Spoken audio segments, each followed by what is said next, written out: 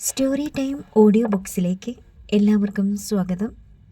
മെഴുവേലി ബാബുജി എഴുതിയ white hill. അസ്ത്രം പോലെ റോഡിലൂടെ പറക്കുകയാണ് ഇന്നോവ. അതിനിടെ ഇടം കൈകൊണ്ട് ഫ്രെഡി ഐപ്പ് IPS സെൽഫോൺ എടുത്ത് ഒരു നമ്പറിലേക്ക് വിളിച്ചു. അയാൾ ഡ്രൈവറെ കൂട്ടിയിരുന്നില്ല. അപ്പുറത്ത് 2 ബെൽ അടിച്ചപ്പോഴേക്കും ഫോൺ എടുക്കപ്പെട്ടു. എന്താ ഇപ്പേ? കുപ്പിച്ചിലുകൾ വീണുടയുന്നത് പോലെയുള്ള ശബ്ദം. സാബ്, അവൻ അമരൻ എവിടെയാണെന്ന് അറിയാൻ കഴിഞ്ഞു. ഞാൻ അവിടേക്ക് പോവുകയാണ്, ഐപ്പ ആവേശത്തോടെ അറിയിച്ചു. ഇനി അവൻ്റെ നെഞ്ചിലെ അവസാനത്തെ പിടപ്പും അവസാനിപ്പിച്ചിട്ടേ ഞാൻ വരൂ. ഗുഡ്. ഉച്ചത്തിലുള്ള ചിരി കേട്ടു. അങ്ങനെയെങ്കിൽ വൈകിട്ട് നമ്മൾ നേരിൽ കാണും. നിനക്കായി ഒരു ബ്രീഫ് കേസ് മാറ്റിവെച്ചിരിക്കുകയാണ് ഞാൻ ഇപ്പോൾ തന്നെ. Thank you sir. അയാൾക്ക് സന്തോഷമേറി. ഫോൺ വെച്ചിട്ട് കീശയിൽ തപ്പി നോക്കി. റിവോൾവർ ഭദ്രമായുണ്ട്. ഫ്രെഡി ഐപ്പ് ആക്സിലറേറ്റർ ഒന്നുകൂടി ഞെരിച്ചു. എതിരെ വരുന്ന വാഹനങ്ങളെ വെട്ടിയൊഴിഞ്ഞ് ഇന്നോവ പാഞ്ഞുകൊണ്ടിരുന്നു. തിരുഗോഷ്ടിയൂർ. റോഡിനിരുവശത്തും നോക്കത്തെത്താ ദൂരത്തോളം തഴച്ചു വളർന്നു നിൽക്കുന്ന വാഴപ്പാടം, റോബസ്റ്റയും ഞാലിപ്പൂവനും. തോട്ടത്തിനുള്ളിലേക്ക് പോകാൻ ഒരു ചെറിയ റോഡുണ്ട്. അവിടേക്കും വാഴക്കൈകൾ നീണ്ടു നിൽക്കുന്നു. ഇന്നോവ അവിടേക്ക് തിരിഞ്ഞു. ചോലവനത്തിന് നടുക്കുകൂടി പോകുന്ന പ്രതീതി തോന്നി ഐപ്പിന്. ഈർപ്പവും തണുപ്പും. ഇവിടെ വെച്ച് എന്ത് നടന്നാലും പുറം ലോകം അറിയില്ല. അതയാൾക്ക് അനൽപമായ ആഹ്ലാദം നൽകി. നിരനിരയായുള്ള വാഴകളുടെ ചുവട്ടിലൂടെ നീണ്ട കറുത്ത ഹോസ് ഇട്ടിട്ടുണ്ട്. ഓരോ വാഴയുടെ ചുവട്ടിലും ഹോസിന് ഓരോ ചെറിയ ഹോളുകൾ. അതുവഴി വെള്ളം ചീറ്റിത്തെറിപ്പിച്ച് ചുറ്റും നനവ് പടർത്തുന്നു. 2 മിനിറ്റ് കഴിഞ്ഞു. തോപ്പിന് നടുവിൽ ഒരു ഷട്ടിൽ ഗ്രൗണ്ടോളം ഭാഗം വെറുതെ കിടക്കുകയാണ്. അവിടെ ചിതറിക്കിടക്കുന്ന ഉണങ്ങിയ വാഴയിലകളും പ്ലാസ്റ്റിക് ചാക്കുകളുടെ അവശിഷ്ടങ്ങളും. അതിനോട് ചേർന്ന് ഒരു പഴയ ഷെഡ്, വളങ്ങളും കൃഷി ഉപകരണങ്ങളും സൂക്ഷിക്കാനുള്ളത്. ഇന്നോവ വാഴയിലകൾക്ക് മുകളിൽ ഞരങ്ങി നിന്നു. ഫ്രെഡി ഐപ്പ് പുറത്തിറങ്ങി. ചുറ്റും നോക്കിക്കൊണ്ട് പാൻസ് അല്പം വലിച്ച് മുകളിലേക്ക് കയറ്റി. ആരെയും കണ്ടില്ല. വല്ലാത്തൊരു നിശബ്ദത. അമരൻ, അയാൾ ശബ്ദമുയർത്തി. വാഴത്തോപ്പിൽ അത് പ്രതിധ്വനിച്ചു. ഒരു നിമിഷം കഴിഞ്ഞ് ഷെഡിൻ്റെ പലകവാതിൽ ഒന്നനങ്ങി. അവിടെ ഒരു മുഖം കണ്ടു. അമരൻ. ഫ്രെഡി ഐപ്പ് അവനെ ആപാതചൂടെ ഒന്ന് നോക്കി. മുഷിഞ്ഞ ഷർട്ടും കാവിമുണ്ടും വേഷം. ഓട്ടത്തിനിടയിൽ എവിടെയൊക്കെയോ കാൽ തട്ടി വീണതുപോലെ. ഷർട്ടിൽ മണ്ണും ചെളിയും. പാറിപ്പറന്ന തലമുടി. ഭീതി ഇളകുന്ന കണ്ണുകൾ. വാ, അയാൾ കൈയാട്ടി വിളിച്ചു. പേടിയോടെ ചുറ്റും നോക്കിക്കൊണ്ട് അമരൻ അടിവെച്ച് മുന്നോട്ട് നടന്നു. നീ ഭയക്കണ്ടടാ. ഞാനിവിടെ ഉള്ളപ്പോൾ ഒരു നായിൻ്റെ മോനും നിന്നെ ഒന്നും ചെയ്യത്തില്ല. ഇത് കണ്ടോ നീ? അയാൾ പാൻസിൻ്റെ പോക്കറ്റിൽ നിന്ന് റിവോൾവർ എടുത്തു കാണിച്ചു. കാച്ചിക്കളയും ഞാൻ അവന്മാരെ. അമരൻ അറച്ചറച്ച് ഫ്രെഡി ഐപ്പിൻ്റെ തൊട്ടു മുന്നിലെത്തി. ഐപ്പ് ഇന്നോവയുടെ ടയറിൽ ഇടങ്കൽ ഉയർത്തി ചവിട്ടി ബോണറ്റിലേക്ക് അല്പം ചാരി നിന്നു. അവന്മാർ നിന്നെ എവിടെയാടാ കൊണ്ടുപോയത്? എന്തായിരുന്നു അവരുടെ ലക്ഷ്യം? തോക്കിൻകുഴലിലൂടെ എന്നവണ്ണം അയാളുടെ നോട്ടം അവൻ്റെ മുഖത്ത് തറഞ്ഞു. ഇന്നലെ രാത്രിയിൽ എന്നെ കൊല്ലാൻ ഒരാൾ വന്നു സാറേ. എന്നിട്ട്? ഐപ്പ് അജ്ഞത നടിച്ചു. അയാളിൽ നിന്ന് രക്ഷപ്പെടുത്തി കൊണ്ടുപോയതാ അവര്. പക്ഷേ എൻ്റെ അച്ഛനെ അവർക്ക് കാട്ടിക്കൊടുത്തില്ലിൽ എന്നെ കൊല്ലുമെന്ന് അവർ പറഞ്ഞു. പിന്നെ സാറിനെക്കുറിച്ചും അവർ ചിലതൊക്കെ ചോദിച്ചു. അവൻ പറഞ്ഞു. എന്നെക്കുറിച്ച് എന്ത് ചോദിക്കാൻ? ഫ്രെഡി ഐപ്പിന് ജിജ്ഞാസയേറി. സാറിന് മാർബിൾ പ്രതിമയുടെ ബിസിനസ്സുണ്ടോ, വീട്ടിൽ വന്നിട്ടുണ്ടോ എന്നൊക്കെ. അപ്പോൾ നീ എന്തു പറഞ്ഞു? അതൊന്നും എനിക്കറിയില്ല, വീട്ടിൽ വന്നിട്ടുണ്ടെന്ന് മാത്രം. ഛേ, ഐപ്പ് തല വെട്ടിച്ചു. നീ അങ്ങനെ പറയേണ്ടിയിരുന്നില്ല. അതുപോട്ടെ, നീ അവരുടെ പിടിയിൽ നിന്ന് എങ്ങനെ രക്ഷപ്പെട്ടു? അവർക്കെന്നെ കേരളത്തിലേക്ക് കൊണ്ടുപോകാനായിരുന്നു പരിപാടി എന്ന് തോന്നി. പ്രാഥമിക ആവശ്യങ്ങൾക്കായി എന്നെ വണ്ടിയിൽ നിന്ന് ഇറക്കിയതാ. അപ്പോൾ ഞാൻ ഓടി. അവർ നിന്നെ എവിടെയാ താമസിപ്പിച്ചത്? അയാളുടെ പുരികം ചുളിഞ്ഞു. വണ്ടിയിൽ തന്നെ കയ്യും കാലും കെട്ടി ഇട്ടിരിക്കുകയായിരുന്നു. അവൻ പറഞ്ഞതൊന്നും അവിശ്വസിക്കത്തക്കതായി തോന്നിയില്ല ഫ്രെഡി ഐപ്പിന്. അവർ ഇനിയും വരും സാറേ. എനിക്ക് പേടിയാ. അമരൻ ഒരിക്കൽ കൂടി ചുറ്റും നോക്കി. ഇന്ന് ഞാൻ നിന്റെ പേടിയൊക്കെ മാറ്റിത്തരും. അയാൾ അവൻ്റെ തോളിൽ കൈവച്ചു. ആ കണ്ണുകളിലേക്ക് ദൃഷ്ടികൾ ഉറപ്പിച്ചു. കൊല്ലാൻ പോകുന്ന മൃഗത്തിനെ നോക്കുന്നത് പോലെ. പെട്ടെന്നായിരുന്നു അമരൻ്റെ ചോദ്യം. എന്നെ കൊല്ലാൻ വന്നത് സാറ് വിട്ട പോലീസുകാരനാണ് അല്ലേ? കിടുങ്ങിപ്പോയി ഐപ്പ്. അത് നിനക്കെങ്ങനെ മനസ്സിലായി? സാറിൻ്റെ കൂടെ അയാളെ ഞാൻ കണ്ടിട്ടുണ്ട്. ഫ്രെഡി ഐപ്പിൻ്റെ ഭാവം മാറി. നേരെടാ, നിന്നെ കൊല്ലേണ്ടത് ഞങ്ങളുടെ ആവശ്യമാണ്. നിനക്കറിയാമോ, ഇന്നലെ ഞാൻ ഉറങ്ങിയിട്ടില്ല. ഇന്നിനി പക്ഷേ ഞാൻ സുഖമായി ഉറങ്ങും. പറഞ്ഞതും അയാൾ അവൻ്റെ തോളിലെ പിടി ഒന്നുകൂടി മുറുക്കി. പിന്നെ റിവോൾവറിൻ്റെ ബാരൽ അവൻ്റെ നെറ്റിയിൽ കുത്തി. ഇന്നലെ നടക്കാതെ പോയ ആ കർമ്മം ഇന്നങ്ങ് പൂർത്തിയാക്കുക ഞാൻ. അയാൾ ട്രിഗർ അമർത്താൻ ഭാവിച്ചു. എന്നാൽ പെട്ടെന്ന് അയാൾ കണ്ടു അമരൻ്റെ ഷർട്ടിൻ്റെ കോളറിനടിയിൽ ഒരു ചെറിയ മൈക്രോഫോൺ. എടാ, ഫ്രെഡി അലറി. പക്ഷേ അതിനുള്ളിൽ അമരൻ അയാളുടെ കൈ തട്ടി മുന്നോട്ട് കുതിച്ചു. സ്റ്റോപ്പ്! ഫ്രെഡി പിന്നാലെ പാഞ്ഞു. അമരൻ ഷെഡിനുള്ളിലേക്ക് ഓടിക്കയറി. പിന്നാലെ എത്തിയ ഫ്രെഡി അയ്പ പക്ഷേ കഴുത്തിൽ കുരുക്കു വീണ് പിന്നോട്ട് വലിയപ്പെട്ടതുപോലെ ഞെട്ടി നിന്നു. തന്നെ ഫോക്കസ് ചെയ്തിരുന്ന ഒരു ക്യാമറയാണ് അയാൾ ആദ്യം കണ്ടത്. അയാളുടെ പുരികങ്ങൾ വളഞ്ഞു, കണ്ണുകൾ കുറുകി. ക്യാമറയ്ക്ക് പിന്നിൽ ഒരാൾ. ബാസ്റ്റഡ്! അയ്പ് അയാൾക്ക് നേരെ തോക്കു ചൂണ്ടി. അടുത്ത നിമിഷം ക്യാമറാമാന് ഇരുവശത്തും 2 പേർ വീതം പ്രത്യക്ഷപ്പെട്ടു. ശ്വാസം നിലച്ചുപോയ അയ്പിന് ഒരു വശത്ത് DYSP യാസിർ അഹമ്മദും ഹെഡ് കോൺസ്റ്റബിൾ കുമാരനും, മറുവശത്ത് SI സോളർ ശങ്കറും നിക്സൺ പോളും. വെക്ക് സാറേ വെടി, അതും കൂടി ഒന്ന് ഷൂട്ട് ചെയ്തോട്ടെ. യാസിർ അഹമ്മദ് ചിരിച്ചു. ഫ്രെഡി അയ്പ് പെട്ടെന്ന് റിവോൾവർ പിന്നിൽ ഒളിപ്പിച്ചു. അതിനിടെ ക്യാമറയിൽ പതിച്ചിരുന്ന എംബ്ലം കണ്ണിലൊടുക്കി. ഒരു കണ്ണിൻ്റെ ചിത്രം. ഐ വിറ്റ്നസ് എന്ന ലോക്കൽ TV ചാനലിൻ്റെ ക്യാമറ. താൻ വല്ലാത്ത കുരുക്കിലായെന്ന് റൂറൽ SP തിരിച്ചറിഞ്ഞു. തമിഴ്നാട്ടിലെ ഇപ്പോഴത്തെ സർക്കാരിൻ്റെ അടുത്ത മിത്രങ്ങളാണ് ഈ ഐ വിറ്റ്നസ് എന്ന ചാനൽ. താൻ സർക്കാരിൻ്റെയും ചാനലിൻ്റെയും കണ്ണിലെ കരടും. സർക്കാർ തനിക്കെതിരെ ഡിപ്പാർട്ട്മെൻറ്റ് നടപടിക്ക് മുതിരാത്തത് തൻ്റെ പിന്നിലുള്ളവരുടെ പ്രബലമായ പിടിപാടുകൾ മൂലം. അയാൾ വിയർത്തു തുടങ്ങി. അമരൻ! യാസിർ അഹമ്മദ് വിളിച്ചു. മറഞ്ഞു നിന്നിരുന്ന അമരൻ മുന്നിലേക്ക് വന്നു. മുറ്റത്തിറങ്ങി നിൽക്കടാ. ഈ SP സാറിന് ചുണയുണ്ടെങ്കിൽ നിന്നെ ഒന്ന് കൊല്ലട്ടെ. അമരൻ പുറത്തിറങ്ങി നെഞ്ചു വിരിച്ചു നിന്നു. ഫ്രെഡി അയ്പിന് ചലിക്കാനായില്ല. അപ്പോൾ ഷെഡിന് പിന്നിൽ നിന്ന് ചാനലുകാരുടെ ഒരു ക്വാളിസ് വാൻ മുന്നിലേക്ക് വന്നു. അതിൽ 4-5 പേർ. സർ, അമരനോട് പറഞ്ഞതും പ്രവർത്തിച്ചതുമൊക്കെ ഭദ്രമായി ഷൂട്ട് ചെയ്തിട്ടുണ്ട്. യാസർ മുറ്റത്തേക്ക് ഇറങ്ങി. ഇനി അവൻ എന്തെങ്കിലും സംഭവിച്ചാൽ അറിയാമല്ലോ. ഫ്രെഡി അയ്പ് വിളറി ചിരിച്ചു. ജയിച്ചെന്ന് കരുതല്ലേ യാസറെ, ഒരു കളരിയിൽ കഴിഞ്ഞവരാ നമ്മൾ. ഓർത്തോ? അയാൾ പല്ല് ഞെരിച്ചു. ഓർത്തോളാമേ. അവിടെ കൂടുതൽ നിൽക്കാതെ ഫ്രെഡി അയ്പ് പെട്ടെന്ന് തിരിഞ്ഞു. വേഗം ചെന്ന് ഇന്നോവയിൽ കയറി. വാഴയിലകൾക്ക് മീതെ കൂടി അത് റാ പോലെ തിരിഞ്ഞു പാഞ്ഞുപോയി. അപ്പോൾ ക്വാളിസിൽ നിന്ന് വിജയകുമാർ ഇറങ്ങി. താങ്ക്സ് വിജയ. യാസർ അയാളുടെ കൈ പിടിച്ച് കുലുക്കി. ഈ ചാനലുമായി നിങ്ങൾക്കുള്ള ബന്ധമാണ് അമരൻ്റെ ജീവൻ രക്ഷിച്ചത്. വിജയകുമാർ ചിരിച്ചു. ഒരു നല്ല കാര്യത്തിന് വേണ്ടിയല്ലേ സാർ? എനിക്ക് സന്തോഷമേ ഉള്ളൂ. ഇതെപ്പോൾ ടെലികാസ്റ്റ് ചെയ്യും? ചോദിച്ചത് നിക്സൺ പോളാണ്. ഇന്ന് വൈകിട്ട് ചാനൽ എക്സ്ക്ലൂസീവ് ന്യൂസായിട്ട്. Thank you. യാസിർ ചാനലുകാർക്ക് നന്ദി പറഞ്ഞു. പിന്നെ അമരൻ്റെ നേരെ തിരിഞ്ഞു. ഇനി നിന്നെ ഞങ്ങൾ വീട്ടിൽ കൊണ്ടുവിടാം. ഭയപ്പെടാനൊന്നുമില്ല. പിന്നെ ഞങ്ങൾ പറഞ്ഞ കാര്യം മറക്കരുത്. ഡാവിഞ്ചിയുടെ എന്തെങ്കിലും വിവരം കിട്ടിയാൽ അത് ഞങ്ങളെ അറിയിക്കണം. അല്ലെങ്കിൽ അയാളുടെ ജീവന് അത് ആപത്താ. അമരൻ സമ്മതിച്ചു. സിത്തംപട്ടി. വൈകിട്ട് 4 മണി. ഒരു ബസ്സിൽ സിദ്ധാർത്ഥനും രഘുറാമും അവിടെ ഇറങ്ങി. ചീറിപ്പായുന്ന വാഹനങ്ങൾക്കിടയിലൂടെ ഓടിയാണ് ഹൈവേ മുറിച്ചു കടന്ന് ഇടതുഭാഗത്തെത്തിയത്. റോഡിൽ നിന്നേ കണ്ടു. അല്പം അകലെ വൈറ്റും ബ്രൗണും പെയിൻ്റ് അടിച്ച 10-20ഓളം അപ്പാർട്ട്മെൻറ്റുകൾ. 2 നിലയിൽ തീർത്തവ. Tesco city apartments. അവിടേക്കൊരു ചൂണ്ടുപലകയും റോഡും. അവിടെയാണ് നമുക്ക് കാണേണ്ടയാൾ ഉള്ളത്. രഘുറാം സിദ്ധാർത്ഥനോട് പറഞ്ഞു. സിദ്ധാർത്ഥൻ മൂളി. പിന്നെ ഓർമ്മിപ്പിച്ചു. ഞാൻ നേരത്തെ പറഞ്ഞത് നീ മറന്നിട്ടില്ലല്ലോ. എൻ്റെ പേര് സിദ്ധു എന്ന് മാത്രം പറഞ്ഞാൽ മതി. ശരി. രഘുറാം സമ്മതിച്ചു. സിദ്ധാർത്ഥൻ തൻ്റെ കാതിൽ കിടന്നിരുന്ന അച്ഛൻ്റെ കടുക്കൻ ഊരി വെച്ചിട്ടാണ് പോയെന്നത്. അതെന്തിനാണെന്ന് രഘുറാം തിരക്കിയിരുന്നു. അതോ, ഈ കടുക്കനും വിട്ടുകൊണ്ട് ചെന്നാൽ ഞാൻ വലിയ തറവാട്ടുകാരനവരോ മറ്റോ ആണെന്ന് അയാൾക്ക് തോന്നിയാലോ? അതല്ലെങ്കിൽ പണിയെടുക്കാൻ മടിക്കുന്ന ഇന്നത്തെ ചെറുപ്പക്കാരനാണെന്ന് വിചാരിക്കും. ആ മറുപടി രഘുറാമിന് തൃപ്തികരമായിരുന്നു. ഇരുവരും അപ്പാർട്ട്മെൻറ്റുകൾക്ക് നേരെ നടന്നു. കെട്ടിടങ്ങൾക്കപ്പുറം ഉയർന്നു നീണ്ടു കിടക്കുന്ന ആനമല. രഘുറാം പറഞ്ഞു. ആ മലയും മുഴുവൻ മാർബിളാ. സർക്കാർ ഉടമസ്ഥതയിലുള്ളത്.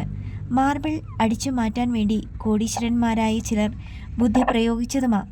കുന്നു മാറ്റിയിട്ട് ഇവിടം ഒരു ശില്പനഗരമാക്കാമെന്ന് സർക്കാരിൽ പ്രഷർ ചെലുത്താൻ കഴിയുന്നവർ അവർക്കുണ്ടായിരുന്നു. അതിനാൽ കാര്യം നടന്നേനെ. രഘുറാം ഒന്ന് നിർത്തി. എതിരെ ഒരു ടിപ്പർ ലോറി പാഞ്ഞുപോയി. അയാൾ തുടർന്നു. പക്ഷേ ഇപ്പോഴത്തെ മധുര ജില്ലാ കളക്ടർക്ക് അവരുടെ കൗശലം മനസ്സിലായി. ശില്പനഗരം എന്ന പേരിൽ അങ്ങുമിങ്ങും ചില പ്രതിമകൾ സ്ഥാപിച്ചാൽ മതിയല്ലോ. 100 കണക്കിന് കോടികളുടെ മാർബിളാകും അക്കൂട്ടത്തിൽ നഷ്ടപ്പെടുക. അതിനാൽ കളക്ടർ സർക്കാരിലേക്ക് വിയോജനക്കുറിപ്പ് അയച്ചു. അതോടെ പദ്ധതി തൽക്കാലം ഉപേക്ഷിക്കപ്പെട്ട നിലയിലാണ്. അവർ അപ്പാർട്ട്മെൻറ്റുകൾക്ക് മുന്നിലെത്തി. സ്കൈ ബ്ലൂ ഷർട്ടും കറുത്ത പാൻസും ധരിച്ച തടിയനായ വാച്ചർ ഗേറ്റിൽ പ്രത്യക്ഷപ്പെട്ടു. എന്നെ വേണം? അയാൾ കപ്പട മീശ തടവിക്കൊണ്ട് ഇരുവരെയും നോക്കി. മാനേജർ സാറെ പാർക്ക വന്നേ സാർ ഇരിക്കാങ്കളാ?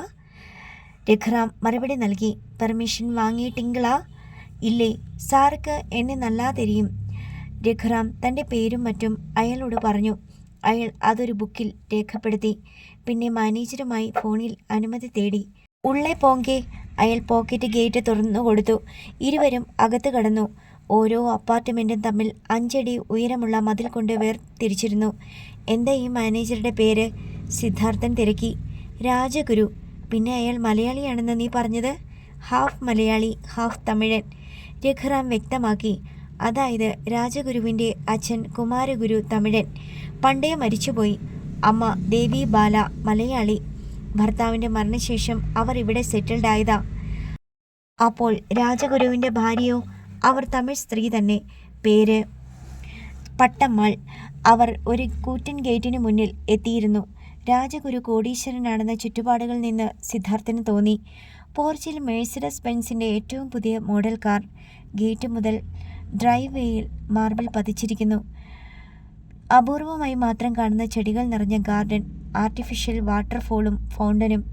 പോർച്ചിൽ നിന്ന് സിറ്റൗട്ടിലേക്ക് കയറുന്ന ഭാഗത്ത് ഒരു വലിയ ഊട്ടുമണി തൂക്കിയിരുന്നു. അതിൻ്റെ നാവിൽ നിന്ന് തൂങ്ങിക്കിടന്ന ചങ്ങലയിൽ പിടിച്ച് രഘുറാം വലിച്ചു.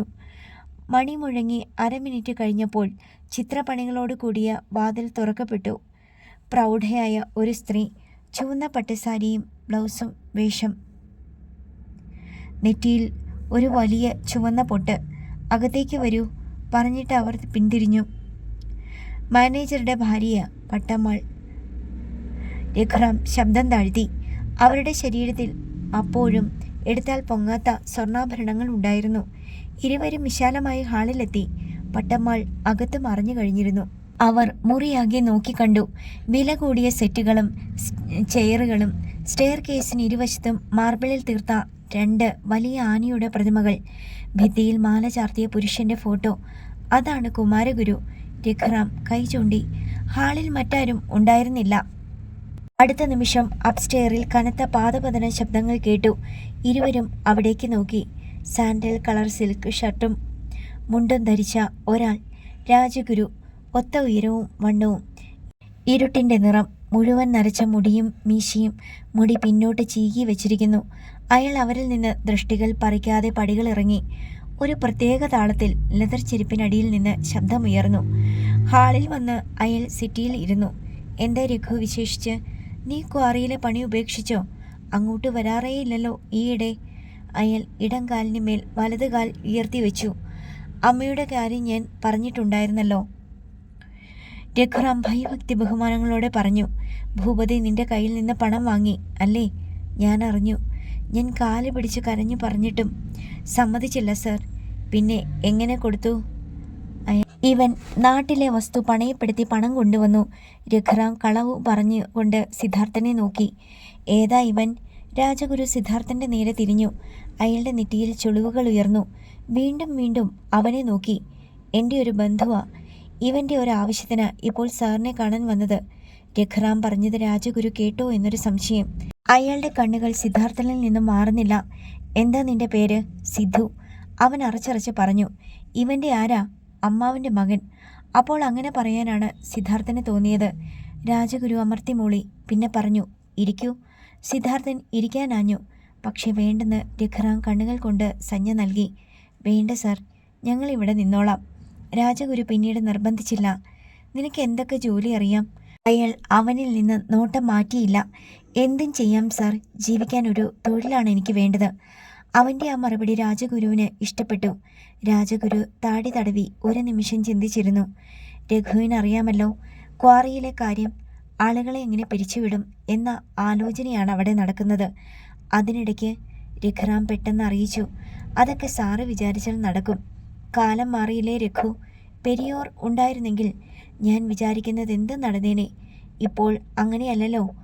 അയാളുടെ വാക്കുകളിൽ പ്രകടമായ ഈർഷ്യ സിദ്ധാർത്ഥൻ തിരിച്ചറിഞ്ഞു. അവൻ്റെ മുഖം വാടി.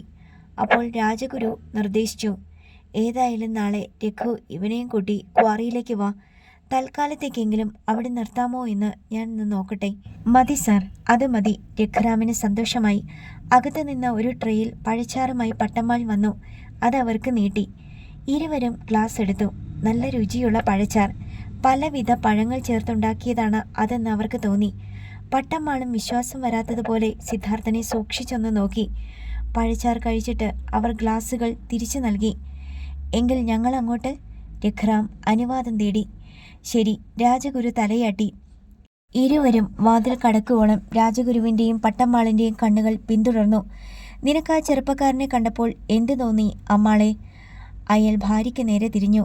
പെരിയോരുടെ നല്ല മുഖഛായ അല്ലേ? അതെ. രാജഗുരുവിൻ്റെ ചുണ്ടിൽ ഒരു പുഞ്ചിരി മിന്നി. നിന്നെ അവർ രണ്ടുപേരും സൂക്ഷിച്ചു നോക്കിയത് കണ്ടോ സിദ്ധു? ഹൈവേയിലേക്ക് നടക്കുമ്പോൾ രഘുറാം ചോദിച്ചു. ഉവ്. അതിൻ്റെ കാര്യമെന്താ? ആർക്കറിയാം? അവൻ കൈ മലർത്തി. എന്നാൽ എനിക്കറിയാം. നിനക്ക് പെരിയോരുടെ നല്ല മുഖഛായയുണ്ട്. നേരത്തെ ഞാൻ പറഞ്ഞില്ലെന്ന് മാത്രം. പെട്ടെന്ന് സിദ്ധാർത്ഥൻ്റെ നടപ്പിൻ്റെ വേഗം കുറഞ്ഞു. അമരനെ വീട്ടിലെത്തിച്ചിട്ട് മടങ്ങുകയായിരുന്നു യാസിർ അഹമ്മദും സംഘവും. വഴിക്ക് ഒരു കരിക്ക് വിൽപ്പനക്കാരനരികിൽ അവർ വണ്ടി നിർത്തി. അപ്പോൾ ഫോൺ ബെല്ലടിച്ചു. തമ്പുരാൻ IPS. ബൊലൂറയിലേക്ക് ചാരി നിന്ന് യാസിർ അറ്റൻഡ് ചെയ്തു. സർ. യാസിർ, തമ്പുരാൻ്റെ ശബ്ദം. നിങ്ങളുടെ അന്വേഷണം യാതൊരു ഡെവലപ്മെൻറ്റുമില്ലാതെ തുടരുന്നു അല്ലേ? അങ്ങനെ പറയാൻ പറ്റില്ല സർ. അയാൾ പകലത്തെ സംഭവം പറഞ്ഞു. പക്ഷേ ഡാവിഞ്ചിയെ കിട്ടാതെ കാര്യം നടക്കില്ലല്ലോ. അതിനുവേണ്ടി നമുക്ക് അധികം ദിവസങ്ങൾ കളയാനും പറ്റില്ല. ചന്ദ്രശേഖരൻ്റെ കൊലപാതകത്തെക്കുറിച്ചോ സിദ്ധാർത്ഥൻ്റെ അന്തർധാനത്തെക്കുറിച്ചോ യാതൊരു തുമ്പുമില്ല. പക്ഷേ ഉടനെ തുമ്പുണ്ടാക്കിയേ പറ്റൂ. ഇവിടെ മുഹമ്മദ് സ്റ്റേഷനിൽ പോലീസിനെ നാണം കെടുത്തുന്ന പലതുമുണ്ടായി. തമ്പുരാൻ ആ സമരത്തെക്കുറിച്ച് പറഞ്ഞു. ഒരു ശുക്രൻ സ്വാമി. അയാൾ രണ്ടും കൽപ്പിച്ച. സംഗതി കൂടുതൽ കുഴയുക. ഒന്നും പറ്റിയില്ലെങ്കിൽ നിങ്ങൾ പെട്ടെന്ന് മടങ്ങിപ്പോരുക. ആ വാചകം യാസിർ അഹമ്മദിന് ക്ഷീണമുണ്ടാക്കി. ഒരു ഉത്തരവ് പോലെയായിരുന്നു തമ്പുരാൻ്റെ ശബ്ദം. തൻ്റെ കഴിവുകേടിനെയാണത് സൂചിപ്പിക്കുന്നതെന്ന് അയാൾക്ക് തോന്നി. യാസിർ. സർ. അയാൾ ഞെട്ടിയുണർന്നു. അന്വേഷണം മറ്റൊരു ഏജൻസിക്ക് വിടേണ്ടി വന്നാൽ അത് നമുക്ക് കുറച്ചില്ല. കേസിൻ്റെ ഇതുവരെയുള്ള പ്രോഗ്രസ്സുമായി നാളെ മുന്നിലെത്താനാണ് IG സാറിൻ്റെ നിർദ്ദേശം. യാസിർ തളർന്നുപോയി. തിരുപ്പത്തൂർ ഡാവിഞ്ചിയെ കയ്യിൽ കിട്ടിയാൽ അതോടെ കേസ് അവസാനിപ്പിക്കാം സാർ. ഉറപ്പ്. ഒരു കാര്യം ചെയ്യ് യാസിർ. സാർ, 2 ദിവസം കൂടി അവിടെ നിൽക്ക്, പിന്നെ തിരിച്ചു പോര്.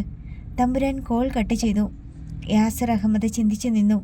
തമ്പുരാൻ സാർ വിശ്വസിച്ചേൽപ്പിച്ച ഒരു കാര്യം പൂർത്തിയാക്കാൻ കഴിഞ്ഞില്ലെങ്കിൽ?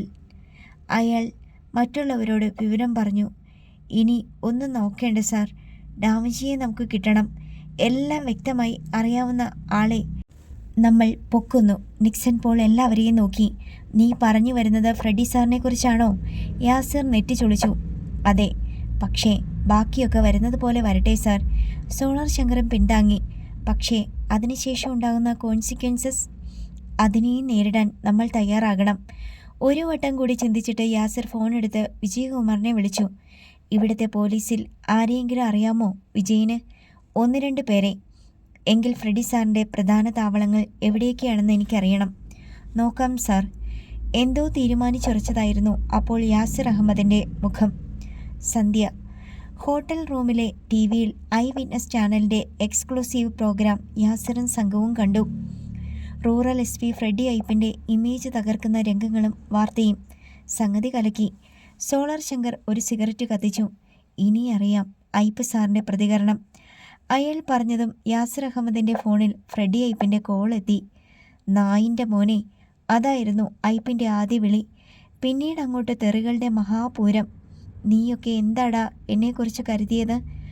ഒരുണക്ക ചാനലിൻ്റെ പിൻബലത്തിൽ എന്നെ അങ്ങ് ഷേവ് ചെയ്യാമെന്നോ? ഇല്ലടാ, നിനക്കൊന്നും എന്നെ ഒന്ന് തൊടാൻ പോലും കഴിയില്ല. ഞാൻ ആരാണെന്ന് ഇനി അങ്ങോട്ട് നീയൊക്കെ അറിയാൻ പോകുക. അയാൾ കുടിച്ചിട്ടുണ്ടെന്ന് യാസിർ അഹമ്മദിന് തോന്നി. അയാളും വിട്ടുകൊടുത്തില്ല. ഞങ്ങളെ വെറുതെ വരട്ടല്ലേ ഫ്രെഡി സാറേ. വെടികൊണ്ട പന്നിയെപ്പോലെയുള്ള സാറിൻ്റെ ഈ രോഷമുണ്ടല്ലോ, അത് പല സത്യങ്ങളും മറച്ചു പിടിക്കാനുള്ളതാണെന്ന് ഞങ്ങൾക്കറിയാം. ഭാ.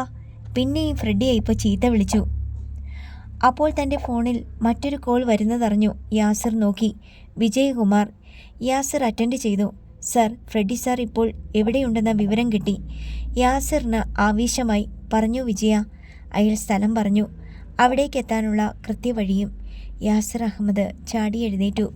Come on, get ready. മറ്റുള്ളവർക്ക് നിർദ്ദേശം നൽകി. രംഗസ്വാമിപുരം കരിമ്പിൻതോട്ടത്തിലെ ഷെഡിൽ ഉണ്ടായിരുന്നു ഫ്രെഡി അയ്യപ്പ്. കാക്കിയുടുപ്പും ലുങ്കിയും ധരിച്ച 4 പേർ അയാൾക്ക് മുന്നിൽ ആജ്ഞ കാത്തു നിന്നു. ആ ക്ഷണം ഫ്രെഡി അയ്യപ്പിൻ്റെ ഫോണിൽ ഒരു മെസ്സേജ് വന്നു. അത് കണ്ട് അയാളുടെ കണ്ണുകൾ വന്യമായി തിളങ്ങി. അയാൾ മുന്നിൽ നിന്നവരെ നോക്കി. ഓങ്കെ അവങ്കെ പ്രധാന ശാല വഴി വറാങ്കെ, അപ്പുറം ഉങ്കെ സൊല്ലുക്ക് മെസ്സേജ് വന്നിട്ടേ ഇരിക്കും. ശരിയെങ്കെ സർ. അവർ പെട്ടെന്ന് പിന്തിരിഞ്ഞു. കരിമ്പിൻതോട്ടത്തിൽ 4 ലോറികൾക്ക് ജീവൻ വെച്ചു. തീ കണ്ണുകൾ എരിച്ചുകൊണ്ട് അവ പാഞ്ഞുപോയി. ഫ്രെഡി അയ്യപ്പ് ക്രൂരമായി ചിരിച്ചു. യാസിർ അഹമ്മദും സംഘവും അമ്മൻ കൗവിൽ പട്ടിയോടടുത്തു. ഡ്രൈവിംഗ് സീറ്റിൽ കുമാരനായിരുന്നു. റോഡിൽ താരതമ്യേന വാഹനങ്ങൾ കുറവാണ്. യാസിർ തൻ്റെ സംഘത്തെ ഒന്നുകൂടി ഓർമ്മിപ്പിച്ചു. നോക്ക്, നമുക്ക് വേണ്ടത് ഡാവിഞ്ചിയെ സംബന്ധിച്ച വിവരമാണ്, അല്ലാതെ ഫ്രെഡി സാറിനെ കൈകാര്യം ചെയ്യുക എന്നതല്ല. ശങ്കറെ, നിന്നോടാണ് ഞാൻ പ്രത്യേകം പറയുന്നത്. സോളാർ ശങ്കർ ചൂടനാണ്. അതിനാണ് ഈ മുന്നറിയിപ്പ്. എന്നാൽ അവർക്ക് പിന്നിൽ ഒരു ബൈക്കിൽ 2 പേർ ഉണ്ടായിരുന്നു. അവരുടെ റൂട്ട് നിരീക്ഷിച്ചുകൊണ്ട് പെട്ടെന്നാണ് എതിരെ നിരനിരയായി വരുന്ന വാഹനങ്ങൾ കുമാരൻ കണ്ടത്. ബൊലീറോ ജനവാസ കേന്ദ്രത്തിൽ എത്തിയിരുന്നു. കുമാരൻ ലൈറ്റ് ഡിം ചെയ്തെങ്കിലും എതിരെ വരുന്നവർ അത് ചെയ്തില്ല. കുമാരൻ വണ്ടി ഇടത്തേക്ക് മാറ്റി. പക്ഷേ മുന്നിലെത്തിയ ലോറി പെട്ടെന്ന് വെട്ടിത്തിരിഞ്ഞു. സാർ, കുമാരൻ നിലവിളിച്ചു. മറ്റുള്ളവരും കൃത്യം അത് കണ്ടു. തങ്ങളെ ലക്ഷ്യം വെച്ചതുപോലെ ലോറി മുന്നോട്ട് നീങ്ങിയാൽ അതിടിക്കും. കുമാരൻ വലത്തേക്ക് വെട്ടിച്ചു. വേഗം കുറയ്ക്കാതെ ലോറിയിൽ ഉരഞ്ഞതുപോലെ ബൊലീറോ റോഡിൻ്റെ വലതുഭാഗത്തെത്തി. ആ സെക്കൻഡിൽ ലോറി ഒരു ഭയങ്കര ശബ്ദത്തോടെ റോഡരികിൽ അടുക്കി വെച്ചിരുന്ന കൂറ്റൻ മാർബിൾ പീസുകളിൽ ചെന്നിടിച്ചു. ആ ക്ഷണം 2ാമത്തെ ലോറി പാഞ്ഞെത്തി. കുമാരൻ ബൊലീറോ മാർബിൾ വേസ്റ്റ് കൂട്ടിയിരുന്നതിലേക്ക് ഓടിച്ചു കയറ്റാൻ ഭാവിച്ചു. പക്ഷേ 2ാമത്തെ ലോറി ബൊലീറോയിൽ ഇടിച്ചു കഴിഞ്ഞിരുന്നു. ബൊലീറോ ഒന്ന് മറിഞ്ഞ് ലോറിയുടെ ബമ്പറിൽ കുരുങ്ങി. അതുമായി ലോറി മുന്നോട്ട് നീങ്ങി. റോഡിൽ ചിതറുന്ന തീപ്പൊരികൾക്കിടയിൽ ആർത്തനാദങ്ങൾ ഉയർന്നു. അടുത്ത ഭാഗം നാളെ.